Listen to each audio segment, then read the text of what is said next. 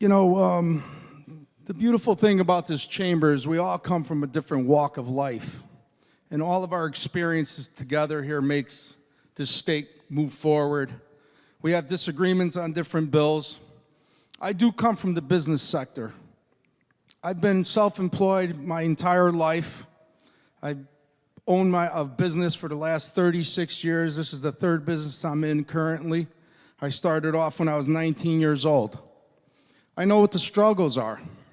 I also know the struggles of a single mom that was raising two kids on a very, I think it was $5.60 an hour.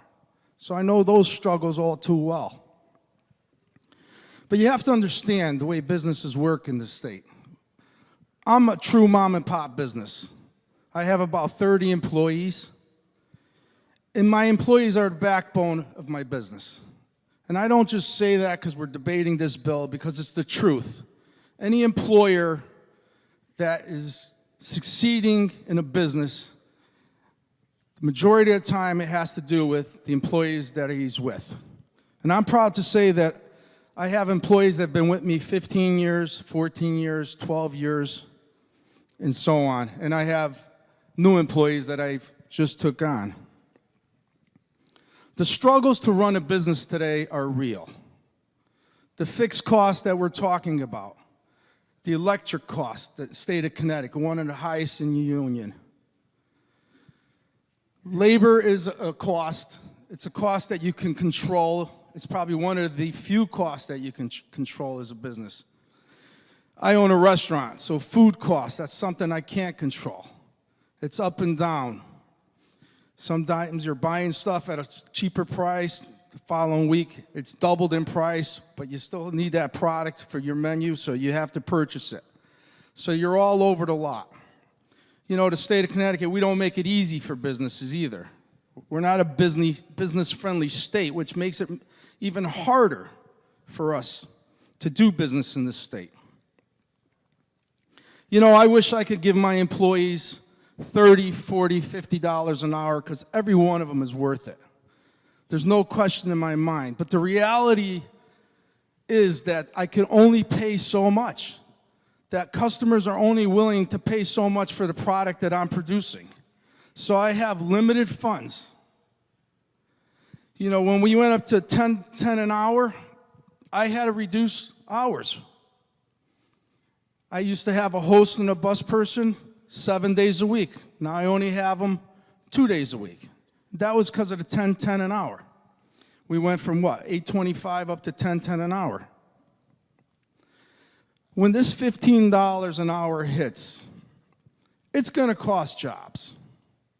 You know, the goal, and the chairwoman of the Labor Committee said the goal is to help thousands of people in the state of Connecticut to do better, to have a better life. That's the goal that we all want. We all share that goal. And we would love to have that happen, but $15 an hour in such a short window of time, it's very hard for businesses to absorb. The only thing we're going to do is we're going to create a situation where there's going to be more unemployment and there's going to be less hours given to employees. Because the employer can't bleed a stone. When you only have so much revenue, how are you going to make up the difference in these wages?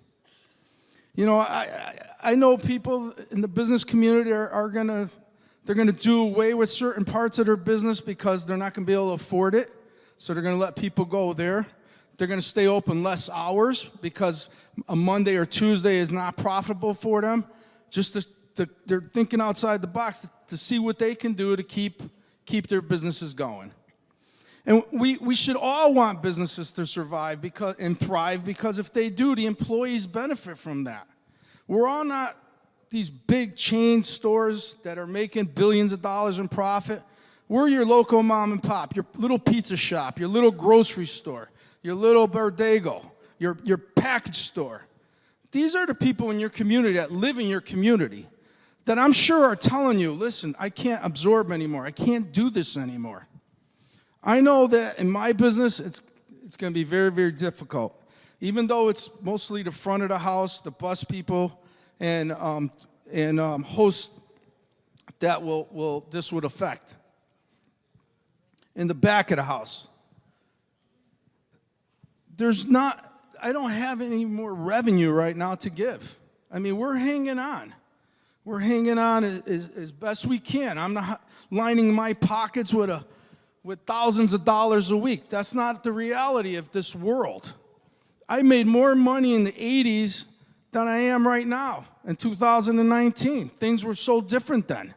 Regulations weren't as they are now. The cost of insurance was a third of what we're paying today, and so on and so forth. Electric costs was down. People had more money in their pocket. They were going out spending more money, more expendable income. You know, I operate in a business that it's a luxury to people to go out and spend some money at a restaurant. It's not a necessity. So we deal with that. So we struggle with all the ups and downs of the marketplace and of people working. Connecticut's not doing that well right now. We're struggling. The state is struggling, and people in the state are struggling. $15 an hour is a wage that everyone deserves. There's no doubt about it. $19 an hour is a wage that everyone deserves. No doubt about it. And I wish to God that I could do that for all my employees. And I think every employer here and every employer out there feels the same way. But guys, the reality of this situation is not such. We're not in businesses, not all of us are in businesses that are that lucrative that you can pay that kind of money out. It's just not the reality of life. I wish it was, but I can't charge you $25 for a hamburger. I can't charge you $50 for a dish of veal. I'll be locking my doors. In a week, I'll be done. And you wouldn't be willing to pay those prices. But what we're doing here today is we're going to force employers to lay off workers, to give them less hours, to go up on their prices, because everything across the board is going to go up. You go to the grocery store, it's going to cost you more. You go out to eat, it's going to cost you more. You go to the hardware store, that remodel job at your house, everything's going to cost you more. There's no doubt in my mind, because we are setting the bar high here. And if you look at what's going on, I went to the Home Depot last week. First time I was in a Home Depot in 6 months. There was one person taking care of 8 registers. They weren't registers. You grab the gun now. You don't even take the stuff out of your carriage. You just, check everything out, and you insert your card or your cash, and you move on. The last time I was there was at least 8 people taking care of people, scanning the products that you were buying. These corporations, the Walmarts of the world, the CVS's, the Home Depots, what do you think they're doing? They're preparing themselves for this. This $15, this didn't come out of the air. I mean, this has been part of a presidential campaign, 4 years ago? So now it's become a reality in a lot of states. So what are businesses doing? They're preparing. I went to McDonald's the first time. I have a little grandson. My daughter got a little upset with me because I went to McDonald's and she didn't want him to have McDonald's, but I went. And I haven't been there in years. When I walked in, the last time I was in a McDonald's, there had to be like 8 registers, 8 people standing behind the registers. You'd walk up, they take your order, you pay them, they give you your product, and you move on. Well, I walked into this McDonald's, and I saw 2 people behind the counter, and there was this pole-looking thing, and I'm like, what the heck do I do? And the lady goes, do you know how to order? I was like, not really. I haven't been here in a long time. She goes, well, it's a kiosk. You have to go, look for your product, hit the button, this, that, and the other thing. And I'm like, oh, my God, this is too hard for me to do. She showed me what to do. So now the next time I go to McDonald's, I'll know what to do. But the last time I was there was 8 people behind the counter. There was two. One that you placed your order, she took your money, and the gentleman gave me my order when he yelled out my number. What do you think they're doing? Chili's. You go to Chili's for lunchtime, there's an iPad on the table. There's just no wait staff. You put your order in, and somebody runs the food over to you. They're all preparing for this. But us mom and pops, we can't. We don't have that luxury. I don't have the money for that type of technology. I was just talking to the owner of Nardelli's. It's a small Connecticut chain that makes sandwiches. He said, Tony, listen, if this thing goes through, in 2 years we're going to be automated. We're going to have kiosks. All my franchisees are going to have to cut because there's no way they could absorb the cost for their employees through a sandwich. They sell grinders. They sell soda. They sell chips. How are they going to make up this difference? If they're paying someone $12 an hour and they're going to go up to $15, where are they going to get this money? Are you going to be willing to pay $18 for a ham and cheese sandwich? I don't think so. This is what we're doing, guys. It's a great goal, and I agree with it. And I want it more than anything. And I'm sincere when I say that. 36 years in business, every single one of my employees was like family to me, and they're like family to me today. Even the people that are not employed by me, we're still in touch. Christmas time, we say hello. They stop up, we'll have a drink.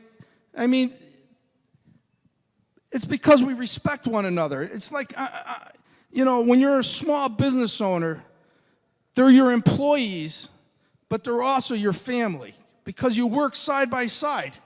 More hours than you do spend with your own family. I spend more hours with my employees than I do my wife or my kids when they were with us growing up. So I get it, guys. I get it. But I think it's important that you really realize that it's not something that it's going to happen. I get that. I mean, I'm not a fool. I've been up here a long, long time. It's going to pass. Everybody's going to think it's hunky-dory. It's not going to be as bad as they said. Well, the 10-10, we said the same thing. Less and less jobs. There was less jobs. There was more jobs before than there are now. And there's going to be even less jobs. And even in the retail sector, I mean, where most of our jobs are in Connecticut, there's going to be less jobs because they're going to be replaced by kiosks and computers. You go to Stop and Shop, they got a robot going up and down the aisles cleaning the freaking floor. I was like, what the hell's that? My wife sent me out for milk, and I was like, holy crap, what the heck is that? And then I had to scan my own groceries. I haven't gone to a grocery store in a while, and I'm like, oh my God, I got to scan my own groceries now because they only had one cashier open at 9 o'clock at night. And I'm like, oh my God, this is crazy, And I had one item, I just kept going, and it went and scanned, and I'm like, what? I'm going to throw this thing aside. So I'm learning how to live in this real world. And I just hope that you guys realize that we're not against people. We're not against people having a great wage. Every one of my colleagues on this side of the aisle want nothing more than to have people live a life that's abundant and full and that they could obtain things in life. That's what we all want. That's why we're legislators, to make people's lives better. But the unfortunate reality is that there's going to be consequences to this. There's going to be severe consequences. And you might not believe that, but it's the truth. There's going to be job loss. There's going to be hours cut because you can't get blood out of a stone. When the money's not there, it's just not there. And you're going to see places folding up. And unfortunately, they're going to be the places in the neighborhood. The grocery store and that little pizzeria and all those little stores that we have in our neighborhoods, those are the ones that are going to be affected. It's not going to be the Walmarts and the TJ Maxx's and the McDonald's and all those stores. They're going to survive. They're doing it. They're spending millions of dollars on all this automation stuff to make it less costly for them to do business. But unfortunately, we don't have that luxury. You think I'm going to hire a 16-year-old kid and pay him $15 an hour to clean tables or to sit someone down? I can't do it. I'll be cleaning the tables. And I'll have the wait staff just clean their own tables. I mean, these are the choices we're going to have to make. The reality of life. And that's in my business. But the liquor store guy that has the college kid coming in 2-3 times a week to stock the shelves, not going to be able to do it anymore. They're telling me I can't afford that. I can't raise my prices. I don't have that kind of volume of customers. You know, we're not all on a highway where we have an abundance of customers just coming in through the doors at all times. You know, cash registers ringing all the time. That's not the reality. We are struggling. We're struggling in the state of Connecticut in so many different ways. And when people are not making the money that they should be making, it's a negative effect for all of us. We're going to put more money in people's pockets, and that's a great thing. But there is a cost. And I just want everybody here to realize that the consequences to doing this, the very people that we seek to help, are the people that we're going to hurt. And I thank you for your time, Madam Speaker.